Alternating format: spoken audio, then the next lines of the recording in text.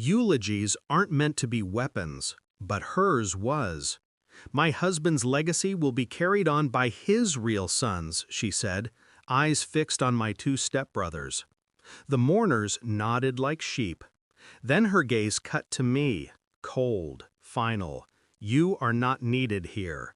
It wasn't grief that made her voice tremble, it was triumph. I stood. The pew creaked beneath me, and whispers trailed in my wake as I moved toward the exit. My hands didn't shake, my steps didn't falter. On the surface, I was calm. Inside, something shifted. Not grief, not loss, something colder. Then he stood, a man no one expected to move, let alone speak. My father's oldest friend. A lawyer who hadn't spoken in years, not since his stroke left him with a permanent tremor. His cane tapped against the wood as he rose, and every head turned. His eyes found mine, and for the first time in weeks, I felt seen.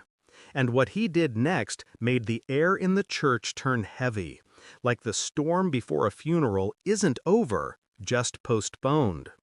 The betrayal didn't begin that morning. It only revealed itself. Whispers had always shadowed me. A sideways glance at family gatherings, a too long pause when bloodlines were mentioned. I never gave them weight. My father's hand on my shoulder silenced them all. Until now. She had been waiting for this moment. To erase me. To cut my name from the stone before it was carved. I replayed her words on a loop. Real sons. Not biological truth, but her truth. The one she'd been stitching behind closed doors, whispered into my father's ear when illness softened him. The same illness that silenced him before he could set the record straight. Was I his son, or just the shadow she tolerated because she couldn't erase me while he breathed? Denial clawed at me, but suspicion grew sharper. The lawyer's sudden movement wasn't coincidence. He knew something, and she knew that he knew. Her jaw tightened the moment he rose. That was the tell. I didn't confront her that day. I didn't need to. Rage makes mistakes. Silence doesn't. Instead, I began to dig. Old files, hospital records, letters my father never meant to be read by anyone but him. I traced timelines, pieced fragments together, and then blood, DNA, the truth written in cells and percentages, science where lies could not breathe. But I didn't run to the test like a child begging for certainty. I moved with precision, quiet, detached. Every step a blade pressed against the truth, testing how deep I was willing to cut. My nights were filled with silence, my days with shadows. I watched her, the widow dressed in black, but her eyes too quick to dry.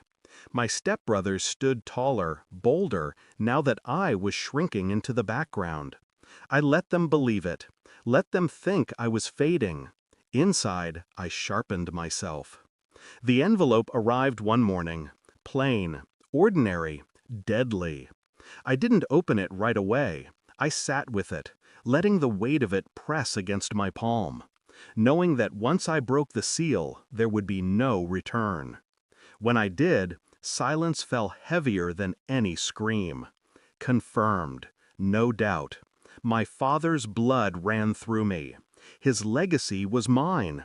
His silence had never been a betrayal. It was protection. That evening, I returned to the house. I laid the document on the table in front of her. No words, just the truth, clean and undeniable. She faltered.